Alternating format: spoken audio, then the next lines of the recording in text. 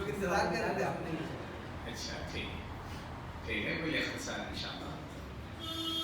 ان الحمد لله نحمده ونستعينه ونستغفره ونؤمن به ونتوكل عليه ونعوذ بالله من شرور انفسنا وسيئات اعمالنا من يهده الله فلا مضل له ومن يضلل فلا هادي له واشهد ان لا اله الا الله وحده لا شريك له واشهد ان محمدا عبده ورسوله. اما بعد فان خير الحديث كتاب الله وخير الهدي هدي محمد صلى الله عليه وسلم وشر الأمور محدثاتها وكل محدثة بدعة وكل بدعة ضلالة وكل ضلالة في النار.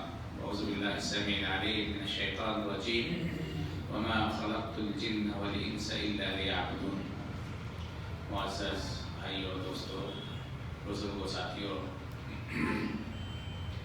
بہت افسوس کی بات ہے، یہاں میں آیا اور سنا کہ اس مسجد میں اللہ کے اس گھر میں ہمارے مسلمان دو جماعت قائم کرتے ہیں، جو بہت ہی تکلیف دہ بات ہے. میں نہیں جانتا کہ قرآن میں اس کا کوئی ذکر ہے یا اللہ کے حبیب صلی اللہ علیہ وسلم کی سنت میں ایسا کوئی ذکر ہے. یہ کہاں سے آیا، کیوں ایسا ہو رہا ہے؟ ایسے ملک میں، ایسی جگہ جہاں ہم اقلیت میں ہیں، جب ہماری کتاب ایک ہے، ہم ایک نبی کو مانتے ہیں، وہی حدیث کی کتابیں ہیں جو تمام مسلک والے پڑھتے ہیں، پڑھاتے ہیں، پھر ایسا کیوں؟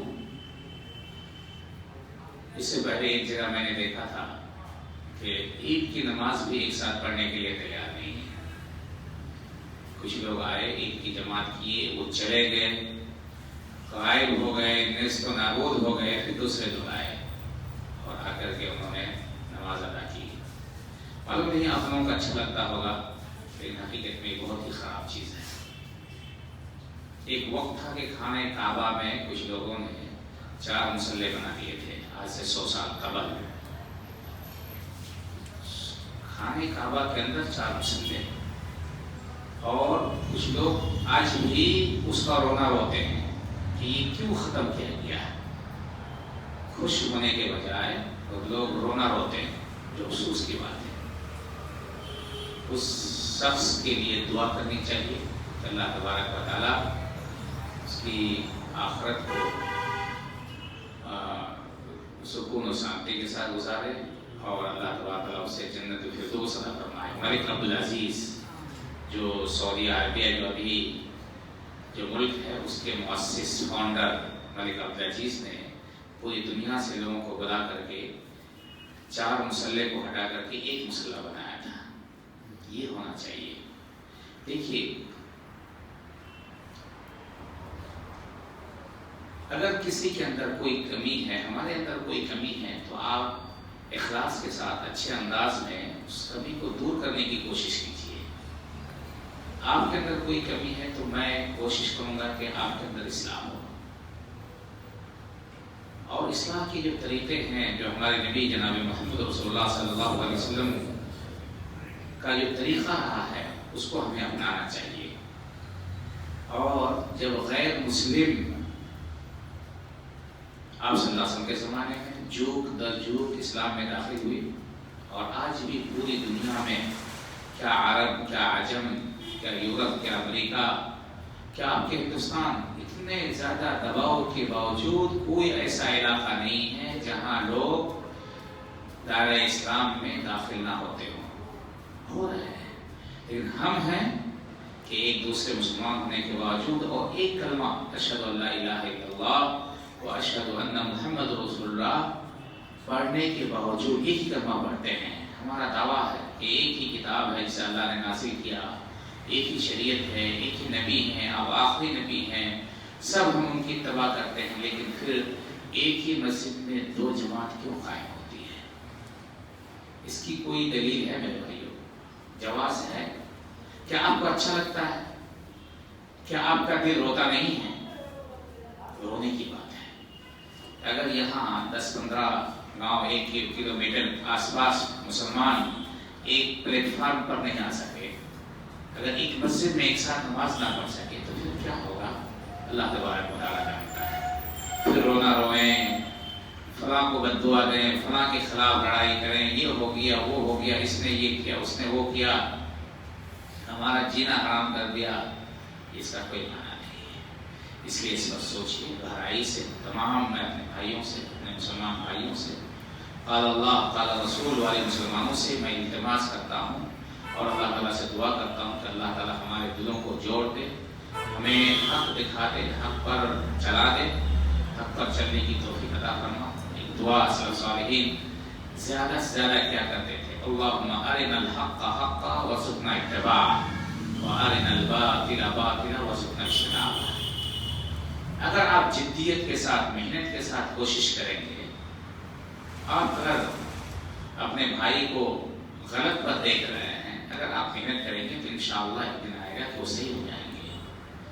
ایک ساتھ گھل مل کر رہنا، ایک دوسرے کے پیچھے نماز پڑھنا، ایک دوسرے کے ساتھ رہنا، ایک دوسرے کو نیک مشورہ دینا، اس سے بڑھ کر اور کوئی چیز نہیں ہے۔ اللہ تعالیٰ ہم تمام لوگوں کو اس کی توفیق عطا فرمائے۔ قرآنی آیات اور اللہ کے رسول صلی اللہ علیہ وسلم کے احادیث سے معلوم ہوتا ہے کہ اللہ تبارک و تعالیٰ نے جن اور انس کو، بلکہ تمام مخلوقات کو اپنی عبادت کے لیے پیدا کیا ہے۔ انسان کے پیدا کرنے کا اصل مقصد یہی ہے۔ اللہ تعالیٰ فرماتا ہے سورہ ذاریات کے اندر وَمَا خَلَقْتُ الْجِنَّ وَالْإِنسَ إِلَّا لِيَعْبُدُونِ، میں نے جن اور انس کو اپنی عبادت کے لیے پیدا کیا ہے۔ قرآن میں جا بجا اللہ تبارک و تعالیٰ نے ذکر فرمایا کہ تمام مخلوقات یسبح للہ ما فی السماوات و ما فی الارض، زمین و آسمان میں جو کوئی بھی ہے، جتنے سارے مخلوقات ہیں، سب تسبیح و تحلیل بیان کرتے ہیں۔ سبح للہ ما فی السماوات و ما فی الارض، تمام مخلوقات، چرند پرند، سب اللہ تبارک و تعالیٰ کی بات کرتے ہیں۔ فرشتوں کے سامنے جب اللہ تبارک و تعالیٰ نے یہ بات رکھی کہ میں زمین میں خلیفہ بنانے والا ہوں، انی جاعل فی الارض خلیفہ، میں زمین میں خلیفہ بنانے والا، فرشتوں نے کہا کہ خلیفہ بنانے کی کیا ضرورت ہے؟ نحن نسبح لک، ہم تیری تسبیح تحلیل بیان کرتے ہیں، ضرورت نہیں ہے۔ قال اللہ تعالیٰ نے فرمایا انی اعلم ما لا تعلمون۔ اور اس آیت کریمہ میں جن اور انس کا واضح طور پر ذکر ہے کہ وَمَا خَلَقْتُ الْجِنَّ وَالْإِنسَ إِلَّا لِيَعْبُدُونِ، فرشتے اللہ تبارک و تعالیٰ کی مسلسل عبادت کرتے ہیں۔ لا يعصون اللہ ما امرهم ويفعلون ما يؤمرون، فرشتے اللہ کی نافرمانی نہیں کرتے، ان کے یہاں شہوات نہیں ہیں، وہ نافرمانی نہیں کرتے، اللہ تعالیٰ کا جو آرڈر ہوتا ہے، جو حکم ہوتا ہے، اسے وہ بجا لاتے ہیں۔ ہمیں اللہ تبارک و تعالیٰ نے اپنی عبادت کے لیے پیدا کیا ہے۔ عبادت کسے کہتے ہیں؟ عبادت کی تعریف اہل علم نے جامع تعریف اس طرح کی ہے، اسم جامع لکل ما یحبہ اللہ ویرضاہ من الاقوال والاعمال الظاہرۃ والباطنہ۔ بعض لوگوں نے چھوڑا اضافہ کہ مع الخشوع والخضوع، کہ عبادت ہر اس چیز کا نام ہے جسے اللہ تبارک و تعالیٰ پسند کرے، جسے اللہ تبارک و تعالیٰ پسند کرے وہ عبادت ہے، چاہے وہ ظاہری ہو، چاہے وہ باطنی عبادت ہو، چاہے وہ قولی ہو، زبان سے ادا کی جاتی ہو، چاہے وہ عمل کے ذریعے ادا کی جاتی ہو، یہ اللہ تبارک و تعالیٰ کی عبادت ہے۔ اسم جامع لکل ما یحبہ اللہ ویرضاہ من الاقوال والاعمال الظاہرۃ والباطنہ۔ اور عبادت کے اندر خشوع اور خضوع ہوتا ہے، خوف اور تذلل ہوتا ہے، انکساری ہوتی ہے، عاجزی ہوتی ہے، اور اللہ تبارک و تعالیٰ کے سامنے آپ عاجزی انکساری کا اظہار کریں، یہ اللہ تعالیٰ کو بہت زیادہ پسند ہے۔ عبد کا معنی ہی یہی ہے، عبد کا معنی عبودیت، غلامی اور سجدہ جو ہم اللہ تبارک و تعالیٰ کے لیے کرتے ہیں، جس میں اپنے 7 اعضاء کو زمین پر رکھتے ہیں، سجدہ جو اللہ تعالیٰ کو بہت زیادہ پسند ہے، اور سجدہ کی حالت میں جو دعا کی جاتی ہے وہ اللہ تبارک و تعالیٰ کی بارگاہ میں قبول ہوتی ہے۔ اقرب ما یکون العبد یوم القیامۃ وهو ساجد، اقرب ما یکون العبد وهو ساجد۔ سجدے کی حالت میں بندہ اللہ تبارک و تعالیٰ سے بہت قریب ہوتا ہے۔ کیوں میرے بھائیوں؟ آپ سوچئے کہ سجدے کی کس طرح آپ اللہ تبارک و تعالیٰ کے لیے سجدہ کرتے ہیں۔ 7 اعضاء پر آپ سجدہ کرتے ہیں، آپ کی کیفیت، آپ کی شکل ایک جانور کی طرح ہو جاتی ہے۔ اپنے دونوں ہتھیلی کو، اپنے دونوں پیر کو، اپنے دونوں گھٹنے کو، اپنی جو سب سے شریف اور اشرف جگہ ہوتی ہے پیشانی کو ناک کے ساتھ زمین پر رکھتے ہیں۔ آج تو ماشاءاللہ قالین ہے، کپڑے ہیں، بہترین چیز ہے جس پر آپ سجدہ کرتے ہیں، لیکن اللہ کے رسول صلی اللہ علیہ وسلم کے زمانے میں صحابہ کرام اللہ کے رسول صلی اللہ علیہ وسلم مٹی پر سجدہ کرتے تھے۔ آپ صلی اللہ علیہ وسلم بارش ہونے کے بعد جب سجدہ کرتے تھے، بارش ہوئی، پھر آپ صلی اللہ علیہ وسلم نماز پڑھتے مسجد نبوی میں اور سجدہ کرتے، صحابہ کرام آپ کی پیشانی پر کیچڑ اور مٹی دیکھتے تھے۔ اس حالت میں جب آپ اللہ تعالیٰ کو پکارتے ہیں، دعائیں کرتے ہیں، اپنے آپ کو ذلیل کر کے، آپ کو کوئی 1 لاکھ روپیہ بھی دیتے، 2 لاکھ بھی دیتے، 4 لاکھ دیتے اور کہے کہ میرا سجدہ کو آپ نہیں کریں گے، لیکن شوق سے، خوشی سے آپ اللہ تبارک و تعالیٰ کے لیے سجدہ کرتے ہیں، اور اس وقت آپ اللہ سے بہت قریب ہوتے ہیں، اور آپ کا یہ عمل اللہ تبارک و تعالیٰ کو بہت زیادہ پسند ہے۔ سجدہ جو ہم اللہ کے لیے کرتے ہیں یا سجدہ جو ہم کسی کے لیے کرتے ہیں، اس کی 2 شکلیں ہیں۔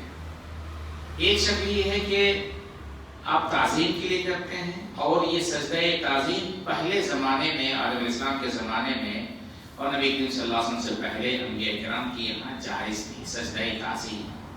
جیسے کہ آپ نے دیکھا کہ فرشتوں نے عالم اسلام کا سجدہ کیا، وہ سجدہ تعظیم تھا جو جائز تھا۔ وہاں ان لوگوں کے لیے یوسف علیہ السلام کے بھائیوں نے، یوسف علیہ السلام کے والدین نے یوسف علیہ السلام کے لیے سجدہ کیا۔ سجدہ عبادت نہیں تھا بلکہ سجدہ تعظیم تھا۔ ہماری شریعت میں محمد رسول اللہ صلی اللہ علیہ وسلم جو شریعت لے کر آئے تھے، اس میں اللہ کے علاوہ کسی اور کے لیے چاہے سجدہ تعظیم ہی کیوں نہ ہو جائز نہیں ہے۔ اس کی دلیل معاذ بن جبل رضی اللہ عنہ کو اللہ کے رسول صلی اللہ علیہ وسلم نے یمن بھیجا تھا داڑھی بنا کر کے۔ وہاں انہوں نے دیکھا غربت کی زندگی میں، مسافرت کی زندگی میں، اور خاص کر کے رسول اللہ صلی اللہ علیہ وسلم سے دور ہو کر کے صحابہ کرام رضی اللہ عنہ اجمعین صحابہ کرام سے جو محبت کرتے تھے، وہ ہم صرف تصور کر سکتے ہیں، صرف تصور کر سکتے ہیں، اور حقیقی طور پر جس طرح صحابہ کرام محبت کرتے تھے وہ ہم نہیں کر سکتے۔ وہ صحابی اور حلال و حرام کے جاننے والے صحابی دور چلے جاتے ہیں، یمن میں ہیں، وہاں اس وقت اہل کتاب کی حکومت تھی، اہل کتاب زیادہ ہوتے تھے، بالخصوص کرسچن، نصرانی، مسیحی زیادہ ہوتے تھے۔ وہ لوگ اپنے بڑوں کا سجدہ کرتے تھے، اپنے بڑوں کا سجدہ کرتے تھے۔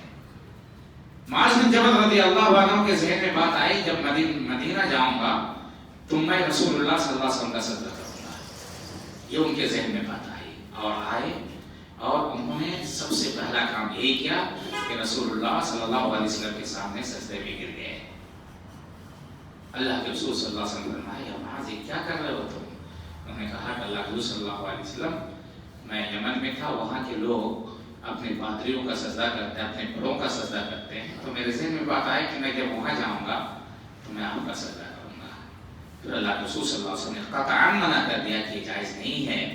اگر میں کسی کو حکم دیتا کہ وہ سجدہ کرے تو میں عورت کو حکم دیتا کہ اپنے شوہر کے لیے سجدہ کرے، اور یہ بھی صحیح نہیں ہے، یہ بھی جائز نہیں ہے۔ سجدہ یہ عبودیت، عبادت، یہ بندے کا کام ہے۔ بندہ اللہ تبارک و تعالیٰ کے لیے غلامی کرتا ہے، اللہ تبارک و تعالیٰ کے لیے اپنے انکساری اور تذلل اپنے اندر پیدا کرتا ہے، اللہ تبارک و تعالیٰ کے لیے جھکتا ہے، اللہ تبارک و تعالیٰ کے لیے سجدہ کرتا ہے۔ قرآن کریم میں 4 مقامات پر، اعلیٰ اور اشرف مقامات پر اللہ تبارک و تعالیٰ نے محمد رسول اللہ صلی اللہ علیہ وسلم کو لفظ عبد سے پکارا ہے۔ تبارک الذی نزل الفرقان علی عبدہ، اللہ کا بندہ بننا، اللہ تبارک و تعالیٰ کی عبودیت کرنا، اس سے بڑی اور عبادت ہو ہی نہیں سکتی ہے۔ اسی لیے اچھے اچھے مقامات پر اللہ تبارک و تعالیٰ نے محمد رسول اللہ صلی اللہ علیہ وسلم کو لفظ عبد سے پکارا ہے۔ محمد نہیں کہا، رسول نہیں کہا، بلکہ کہا تبارک الذی نزل الفرقان علی عبدہ لیکون للعالمین نذیرا۔ اسراء اور معراج کے تعلق سے، اسراء اور معراج کا ذکر کرتے ہوئے اللہ کے رسول اللہ تبارک و تعالیٰ نے محمد رسول اللہ صلی اللہ علیہ وسلم کو عبد سے پکارا۔ سبحان الذی اسریٰ بعبدہ لیلا من المسجد الحرام الی المسجد الاقصی الذی بارکنا حولہ۔ اسی طرح وحی کے نزول کے وقت بھی اللہ تبارک و تعالیٰ نے محمد رسول اللہ صلی اللہ علیہ وسلم کو عبد سے پکارا، اور اسی طرح عبادت کے موقع پر بھی اللہ تبارک و تعالیٰ نے محمد رسول اللہ صلی اللہ علیہ وسلم کو عبد سے پکارا۔ اور اللہ کا بندہ ہونا، صرف اللہ کا بندہ، اللہ کے علاوہ اگر آپ کسی کے بندہ ہونا چاہتے ہیں تو آپ سے بڑا ذلیل و خوار کوئی نہیں ہے۔ اللہ کے لیے سب سے عظیم عبادت، اور غیر اللہ کے لیے یہ سب سے بڑا شرک عبادت۔ کوئی بھی اچھا کام کریں جس سے اللہ تبارک و تعالیٰ راضی ہو، چاہے وہ قولی ہو چاہے وہ فعلی ہو، وہ عبادت ہے، اور اسی کو عبادت کرتے ہیں، اور اسی کے لیے اللہ تبارک و تعالیٰ نے ہمیں پیدا کیا ہے۔ عبادت کی بہت ساری قسمیں ہیں۔ عبادت قولی عبادت، زبان سے آپ عبادت کرتے ہیں۔ بہت ساری ایسی عبادتیں ہیں جو آپ زبان ہی سے کر سکتے ہیں، دل سے نہیں کر سکتے ہیں، عمل کے ذریعے نہیں کر سکتے ہیں، جیسے کہ شہادتین اشہد ان لا الہ الا اللہ و اشہد ان محمد رسول اللہ، یہ آپ زبان ہی سے کر سکتے ہیں۔ یہ عبادت زبان کے ساتھ خاص ہے۔ قرآن کریم کی تلاوت یہ آپ زبان ہی سے کر سکتے ہیں۔ ذکر و اذکار آپ یہ زبان ہی سے کر سکتے ہیں۔ افسوس یہ ہے کہ آج ہم عربی نہ جاننے کی وجہ سے، عربی سے ہماری دوری کی وجہ سے، جو عبادت ہمیں زبان سے کرنی ہے، قول سے کرنی ہے، وہ عبادت ہم دل سے کرنے لگتے ہیں۔ جو عبادت ہمیں دل سے کرنی چاہیے وہ ہم زبان سے کرنے لگتے ہیں۔ کچھ عبادت ہیں جو آپ دل سے کریں گے، جیسے خوف ہے، خوف کی جگہ دل ہے، نیت ہے، ایک عظیم عبادت ہے، نیت کی جگہ دل ہے۔ اگر آپ زبان سے نیت کرتے ہیں تو یہ عربی زبان کے خلاف ہے اور طبیعت کے خلاف بھی ہے۔ نیت المحلها القلب، نیت کی جگہ دل ہے۔ چاہے نماز کے اندر آپ نیت کریں، یا روزے کے اندر آپ نیت کریں، یا حج کے اندر آپ نیت کریں، نیت کی جگہ بہت سارے لوگ منہ بند کر کے چپ چاپ بیٹھے رہتے ہیں۔ کیا کر رہا ہے حاجی صاحب؟ تو جواب دیں گے کہ میں ذکر کر رہا ہوں۔ کہاں سے ذکر کر رہے ہیں؟ دل سے۔ غلط ہے، 100% غلط ہے، منمانی بات ہے، منمانی بات ہے۔ آپ کو ذکر کرنا ہے زبان سے کہیں۔ اور ہم لوگ بہت فاسٹ ذکر کرتے ہیں، منٹ میں 300 ذکر کر لیتے ہیں، جبکہ یاد رکھیے کہ شریعت میں 100 سے زیادہ کوئی ذکر ہے ہی نہیں، 100 سے زیادہ کوئی ذکر نہیں ہے۔ اور لوگ 5-5 ہزار ذکر کرتے ہیں ایک ہی مجلس میں، وہ سب بناوٹی ذکر ہے۔ یہ وہ ذکر ہے جس کی دلیل نہ کتاب اللہ میں پائیں گے نہ سنت رسول اللہ۔ اللہ کے رسول صلی اللہ علیہ وسلم سے زیادہ ذکر کرنے والا کوئی نہیں ہے۔ آپ صلی اللہ علیہ وسلم ہر حالت میں اللہ کا ذکر کرتے تھے، سوائے جنابت کی حالت میں۔ جب آپ جنابت کی حالت میں ہوتے تھے تو ذکر نہیں کرتے تھے۔ لا یزال لسانک رطبا بذکر اللہ، آپ کی زبان اللہ تبارک و تعالیٰ کے ذکر سے ہمیشہ تازہ رہنا چاہیے، اور بہت عظیم عبادت ہے۔ فاذکرونی اذکرکم واشکرونی ولا تکفرون، تم میرا ذکر کرو، مجھے یاد کرو، میں تمہیں یاد کروں گا۔ اللہ تبارک و تعالیٰ کا ذکر، اور یہ ذکر کی جگہ زبان ہے، دل نہیں ہے میرے بھائیو۔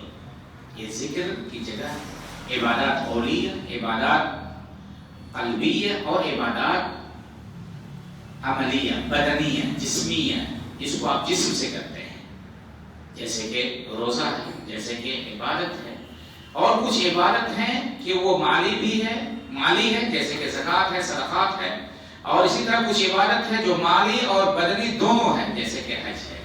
تو متنوع قسم کی عبادت ہماری سہولیت کے لیے ہمیں دیکھتے ہوئے کہ ہم کہاں کون سی عبادت کر سکتے ہیں، اللہ تبارک و تعالیٰ نے ہر طرح کی عبادت کو ہمارے لیے مشروع کیا ہے۔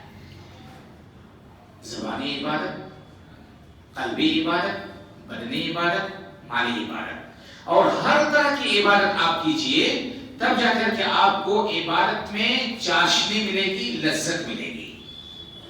ابو بکر رضی اللہ عنہ کے بارے میں آتا ہے، صحیح روایت ہے کہ جنت کے اندر کتنے دروازے ہیں؟ 8 یا 7؟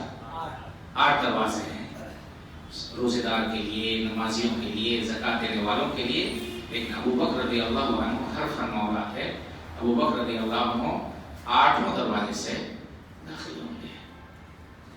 تو ہر طرح کی عبادت سے آپ لذت حاصل کیجئے۔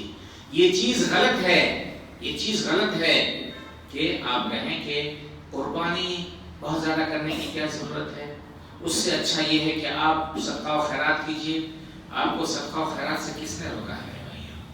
آپ صدقہ و خیرات بھی کیجئے، آپ قربانی بھی کیجئے، آپ غریبوں کی مدد بھی کیجئے، آپ اپنا مال بھی خرچ کیجئے، آپ اللہ کا مال بھی خرچ کیجئے، لیکن یہ فضول ہے۔ اگر قربانی کی کوئی ضرورت نہیں ہوتی تو اللہ تبارک و تعالیٰ قربانی کو ہمارے لیے مشروع نہیں کرتا۔ اللہ کے رسول صلی اللہ علیہ وسلم قربانی نہیں کرتے۔ آپ صلی اللہ علیہ وسلم نے اس زمانے میں 100 قربانی کی ہے۔ اگر اللہ نے آپ کو دیا ہے، لیکن ویسٹ نہیں، اسراف نہیں، یہ مذہب اسلام کی خصوصیت ہے۔ ہر اچھا عمل کیجئے، زیادہ سے زیادہ کیجئے، لیکن اسراف نہیں۔ اسراف مذہب اسلام میں حرام ہے، حرام ہے، حرام ہے۔ حتیٰ کہ اگر آپ نہر کے اندر، آپ جاری سمندر کے اندر، ندی کے اندر بیٹھے ہوئے ہیں، وہاں بھی اتنا ہی پانی خرچ کیجئے جتنے پانی کی آپ کو ضرورت ہو، جس سے آپ اچھی طرح غسل کر لیں، اچھی طرح وضو بنا لیں، بس اس سے زیادہ نہیں۔ اسراف حرام ہے، لیکن وہ عبادت آپ کریں، وہ عبادت آپ کریں۔ عبادت کی قبولیت کے لیے 2 اہم شرطیں ہیں۔ جب تک یہ 2 چیزیں نہیں ہوں گی، آپ کی عبادت اللہ تبارک و تعالیٰ کی بارگاہ میں قابل قبول نہیں ہوگی۔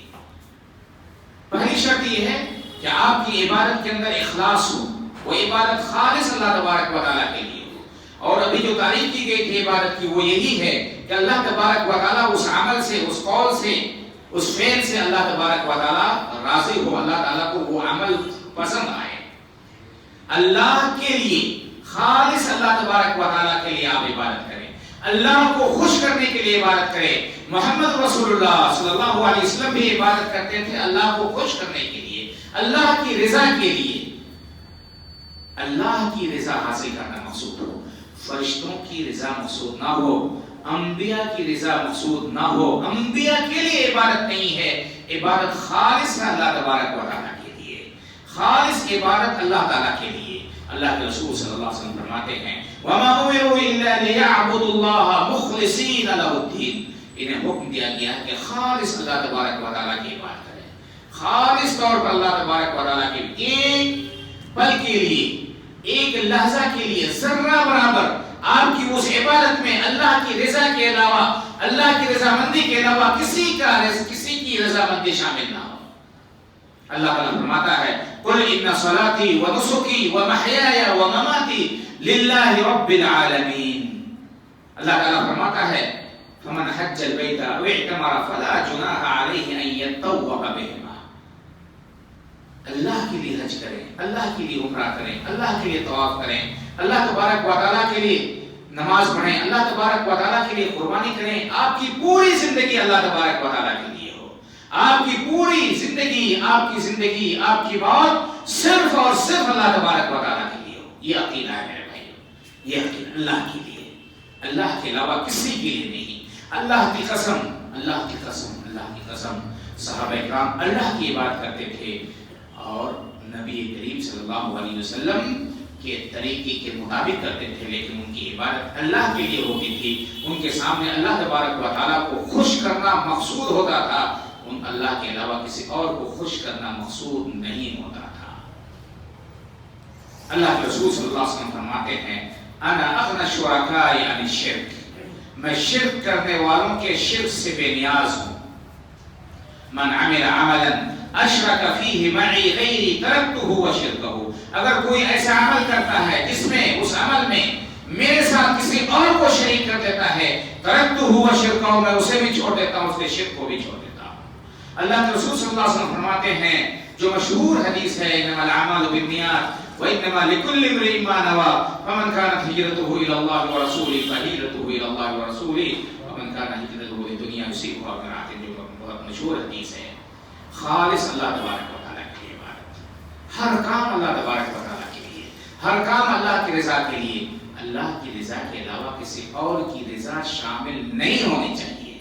کوئی بھی کام کریں، اسی لیے آپ کوئی بھی کام کرتے ہیں آپ اللہ کا نام لیتے ہیں. اللہ کی قسم آپ کام کرتے ہوئے محمد رسول اللہ صلی اللہ علیہ وسلم کا نام کبھی نہیں لیتے ہیں، کبھی نہیں. بسم اللہ، کھانے کے لیے جاتے ہیں بسم اللہ، کھانے سے فارغ ہوتے ہیں الحمدللہ الذی اطعمنی ھذا ورزقنی من غیر حول منی ولا قوة اللهم لك صمت وعلى رزقك افطرت ذهب الدم وابتلت العروق وثبت الاجر للہ.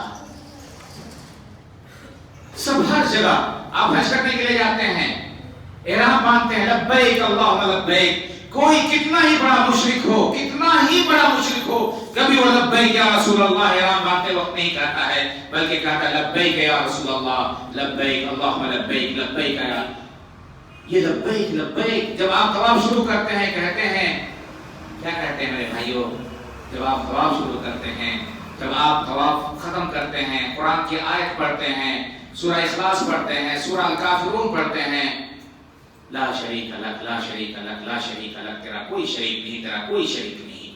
اور یہ تلبیہ اللہ کے رسول صلی اللہ علیہ وسلم بھی پڑھتے تھے اور اسی انداز سے پڑھتے تھے. لبیک اللہم لبیک لبیک لا شریک لک لبیک ان الحمد والنعمت لک والملک لا شریک لک. ہر جگہ اللہ تبارک و تعالیٰ کا ذکر، ہر جگہ اللہ تبارک و تعالیٰ کا ذکر.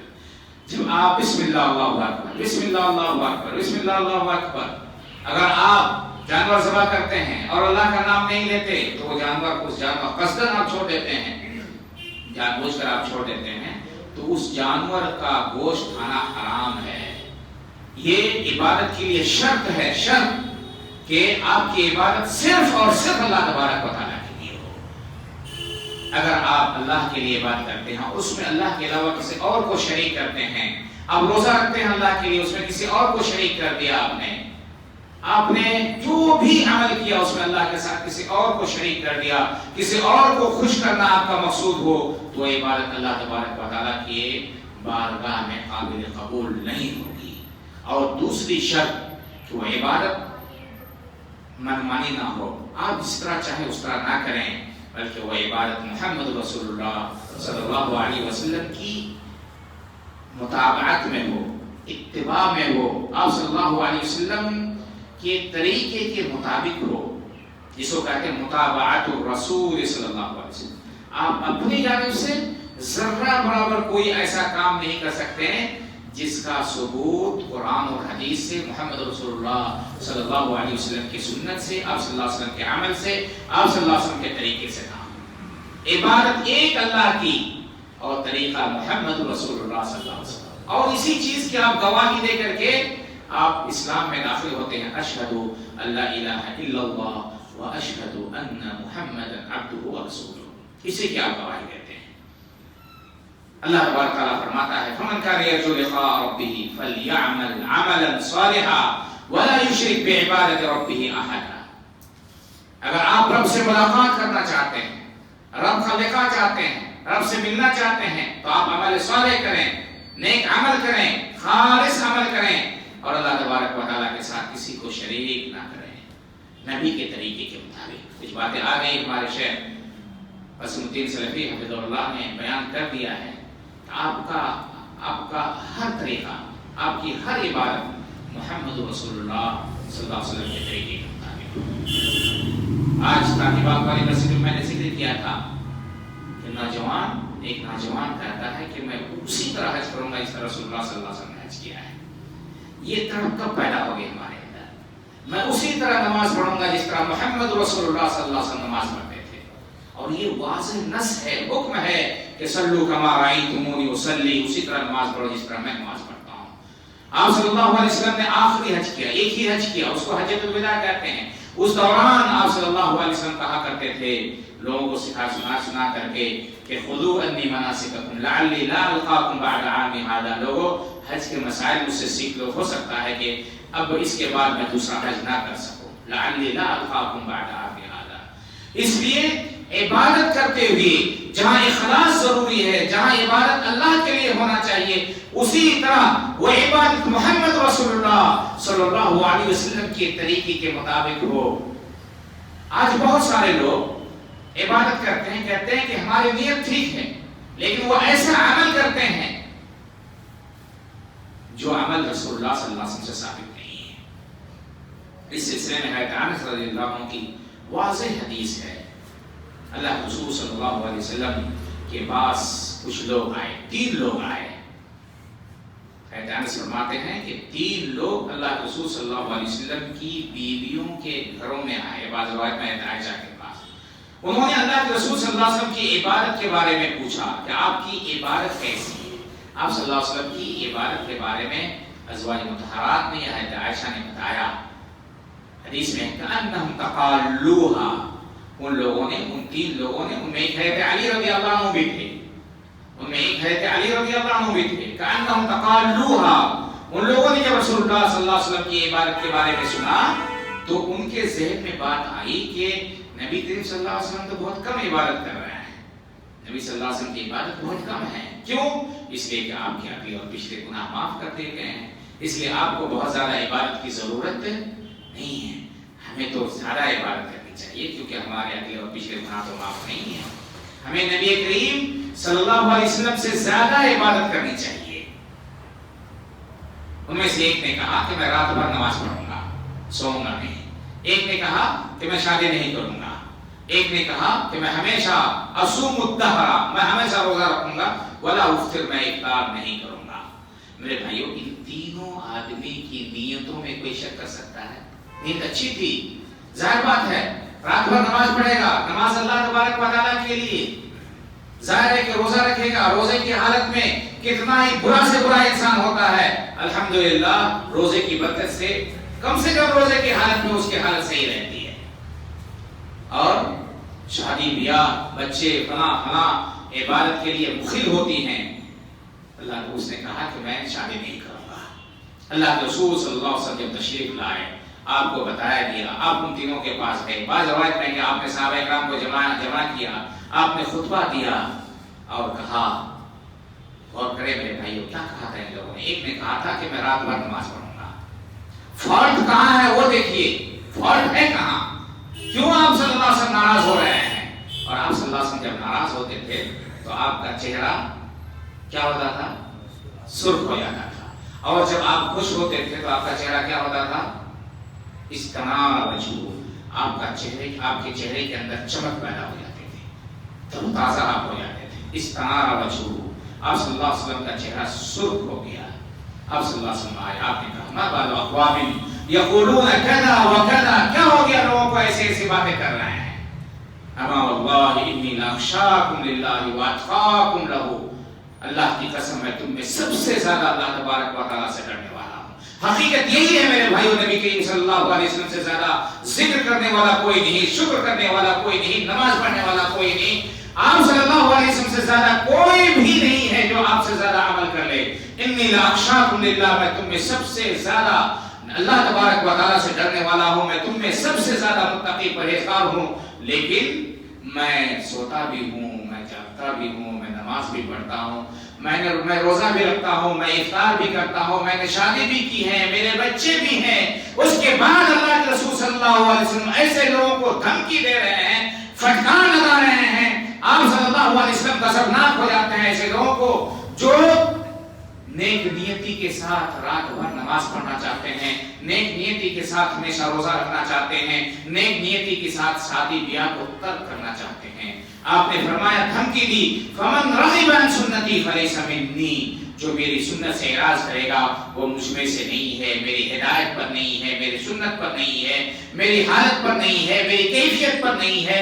حقیقت یہی ہے میرے بھائیوں، اللہ تبارک و تعالیٰ آپ کی کوانٹٹی کو نہیں دیکھے گا، اللہ تبارک و تعالیٰ آپ کی عبادت کی کوالٹی کو دیکھے گا۔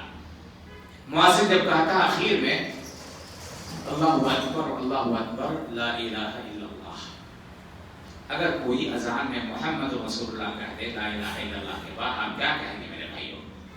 غلط کہیں گے یا نہیں کہیں گے؟ کیا محمد رسول اللہ کہنا غلط ہے؟ جی غلط ہے، اس جگہ غلط ہے، ہر جگہ نہیں۔ انہوں نے جب اشہد ان لا الہ الا اللہ اشہد ان محمد رسول اللہ کا ہم نے کہا صحیح ہے، کیونکہ یہ ثابت ہے۔ اور یہاں ہم غلط کہیں گے اگر کوئی لا الہ الا اللہ کے بعد محمد رسول اللہ کہہ دے تو ہم غلط کہیں گے، کیونکہ یہ نبی کریم صلی اللہ علیہ وسلم سے ثابت نہیں ہے۔ فجر کی رکعت 2 ہے، فرض رکعت اگر 3 پڑھیں گے 4 پڑھیں گے تو ہم کہیں گے غلط ہے۔ اللہ تبارک و تعالیٰ کوالٹی دیکھتا ہے، کوانٹٹی نہیں دیکھتا ہے۔ آپ اسی شریعت پر آپ کو عمل کرنا ہے، اسی طرح اللہ تبارک و تعالیٰ کی عبادت کرنی ہے، اسی طرح عمل صالح آپ کو کرنا ہے، وہی کیفیت آپ کو اختیار کرنا ہے جو رسول اللہ صلی اللہ علیہ وسلم نے اختیار کیا تھا، جو آپ کے پاس صحابہ کرام نے اختیار کیا ہے۔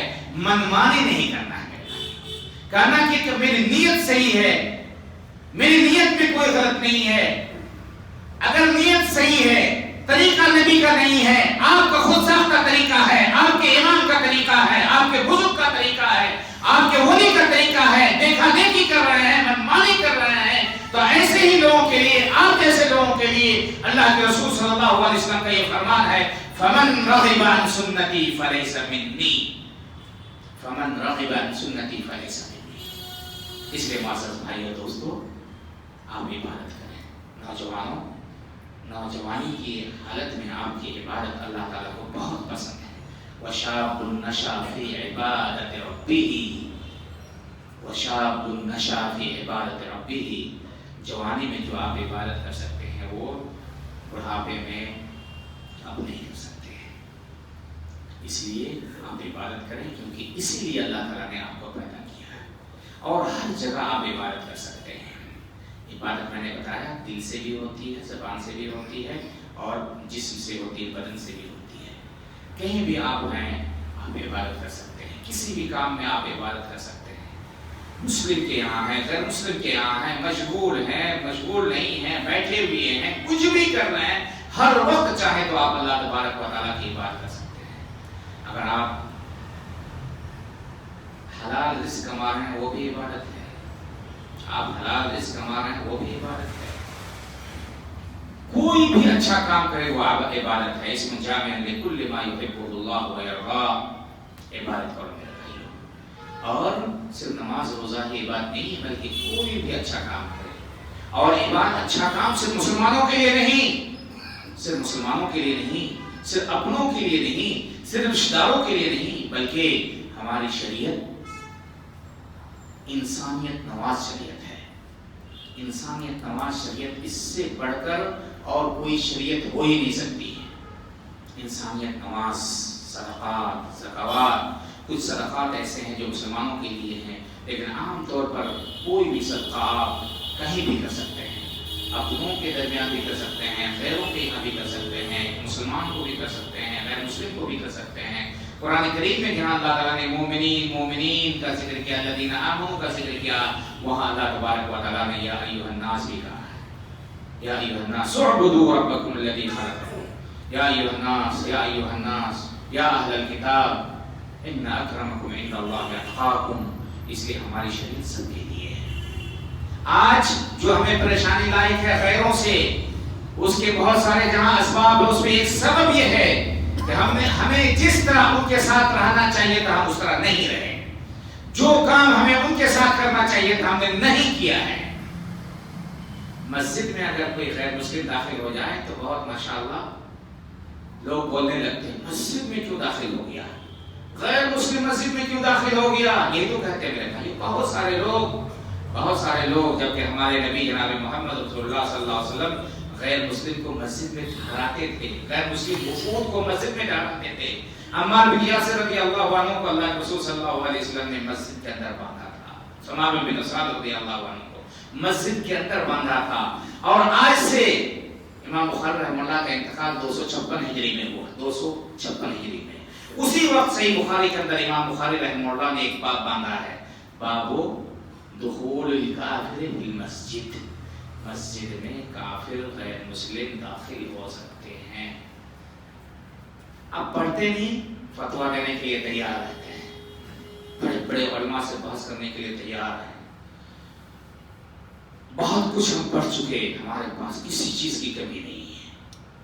جبکہ جو ماہرین ہوتے ہیں, ماہرین, وہ بھی کہتے ہیں ہمارے پاس شریعت کا پورا علم نہیں ہے, اور ہم بغیر پڑھے لکھے تھوڑا کچھ پڑھ لینے کے بعد بالکل ہمارے آگے کوئی نہیں ہے, کسی عالم کی ہمیں کوئی ضرورت نہیں ہے.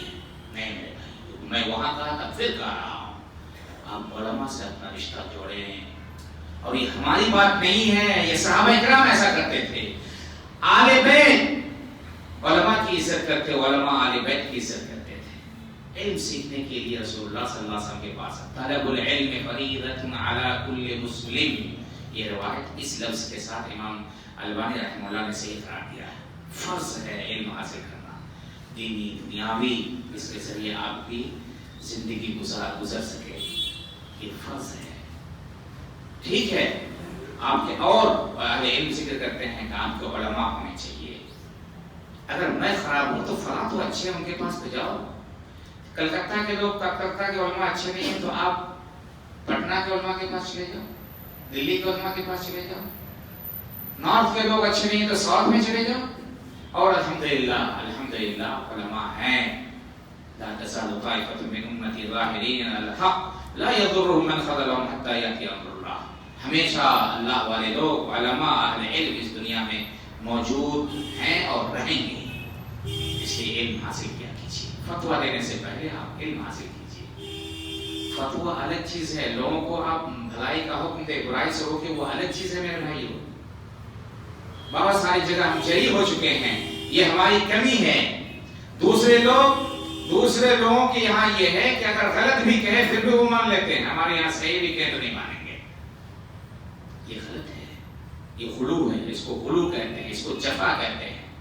ہمیں غلو سے بھی بچنا ہے, حد سے تجاوز نہیں کرنا ہے, اور ہمیں حد سے کم بھی نہیں کرنا ہے. اللہ تعالیٰ سے دعا کرتے ہیں کہ اللہ تعالیٰ تو ہم تمام لوگوں کو تیری عبادت کرنے کی توفیق عطا فرما. اللہ تعالیٰ ہمیں عبادت, اخلاص اور تیرے نبی جناب محمد رسول اللہ صلی اللہ علیہ وسلم کی سنت کے مطابق کرنے کی توفیق عطا فرما. اللہ تعالیٰ ہم تمام مسلمانوں کو بھائی بھائی بنا دے. اللہ تعالیٰ ہمارے دلوں سے کینہ, بغض, حسد کو دور کر دے. اللہ تعالیٰ ہمیں ایک دوسرے کے لیے رحمت بنا دے.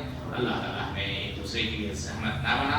اللہ تبارک و تعالیٰ ہمیں دنیا اور آخرت میں کامیابی عطا فرما. اللہ تعالیٰ ہمیں حق دکھا دے اور حق پر چلنے کی توفیق عطا فرما. اللہ تعالیٰ ہمیں باطل بھی دکھا دے اور باطل سے بچنے کی توفیق عطا فرما.